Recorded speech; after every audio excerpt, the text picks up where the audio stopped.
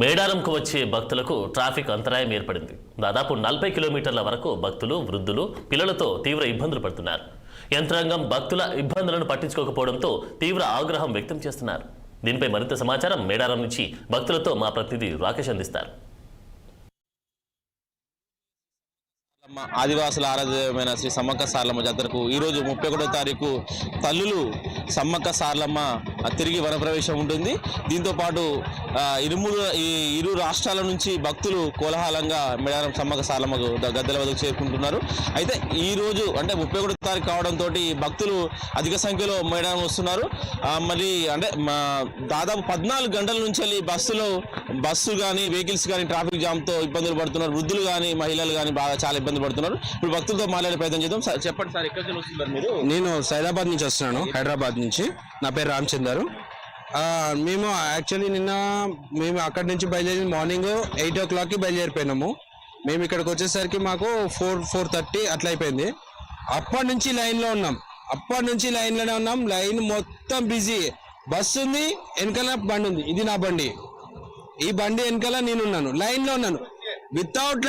Without information side లో నుంచి బండ్లు వచ్చేస్తున్నాయి, ట్రాఫిక్ జామ్ చేస్తున్నారు.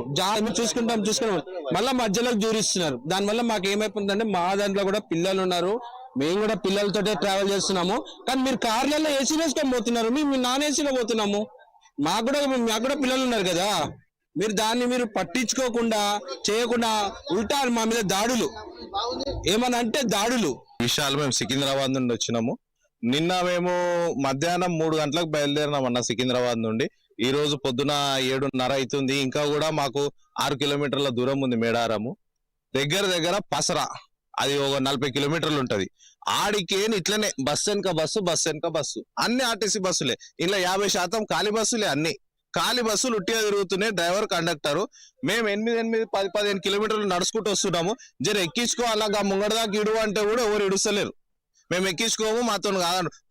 ఒక్కో పోలీసు వాళ్ళు లేరు. ఒక బండి ఇట్లా పోతుంది, విఐపి ఓవర్టేక్ చేసుకొని వెళ్ళిపోతాడు, కానీ ఇంకో బండి ఎవరు ఆపరు.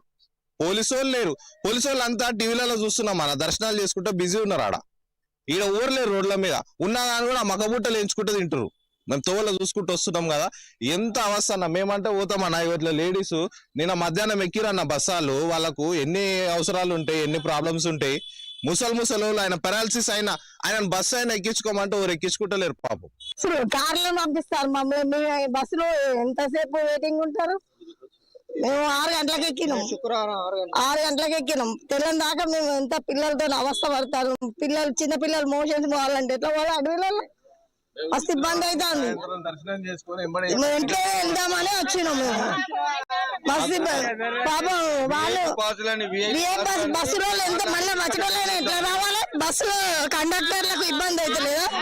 వాళ్ళు కూడా మనలాగా మనుషులే కదా, వాళ్ళకి ఎంత ఇబ్బంది అవుతుంది. బస్సు కండక్టర్లు కూడా బస్సు వాళ్ళు కూడా ఇబ్బంది అవుతుంది కదా.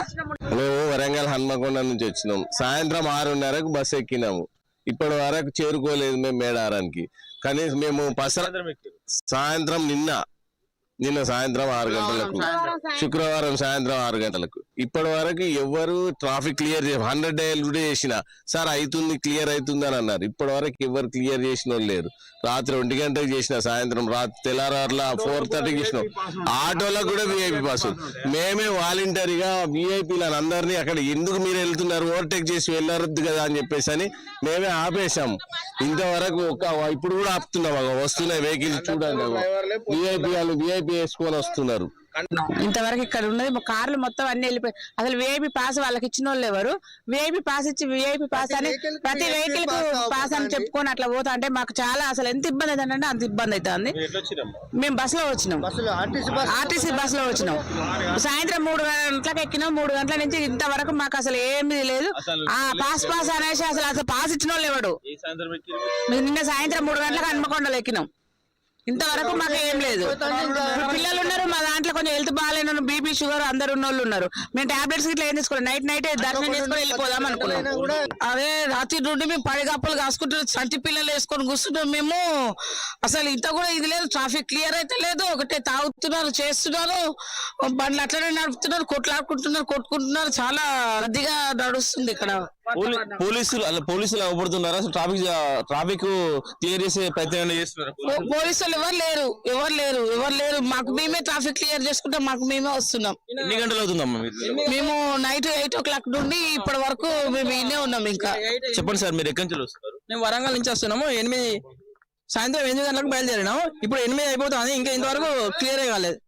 ఇప్పుడు మన ఇది పసరా కానించాలి, ఇక్కడ రావడానికి 6 hours పట్టింది. దాదాపుగా 12 నుంచి 14 గంటల వరకు ట్రాఫిక్ అంతరాయంతో ఇబ్బందులు పడుతున్నారు.